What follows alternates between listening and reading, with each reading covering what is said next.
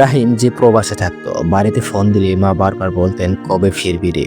রাহিম বলতো এই তো ঈদে ফিরছি মা, অথচ ফেরার আগে ঈদটা চলে গেল তার জীবন থেকে।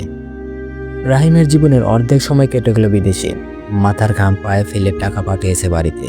প্রতিদিন ভাবতো আর একটু জমলে ফিরে যাব বাড়ি। মা ফোনে বলতেন বাবা তোর ফেরার দিন গুনছি। রাহিম হাসতো, বলতো এবার ঈদে ফিরবো মা, টিকিট কেটে রেখেছি। টিকিটের দিন ঘনিয়ে এলো। রাহিম ব্যাগ গুছালো, মায়ের জন্য একটা নতুন শাড়ি, বাবার জন্য পাঞ্জাবি, ছোট বোনের জন্য চকচকে ঘড়ি। ফ্লাইটের আগের রাত হঠাৎ একটা ফোন। পাশের ঘর থেকে রাহিমের সহকর্মী দৌড়ে এলো, কাঁদো কাঁদো গলায় বলল, রাহিম ভাই আপনার বাসা থেকে খবর এসেছে, মা নেই। রাহিম বিমানের টিকিট ছিঁড়ে ফেললো নিজের হাতে।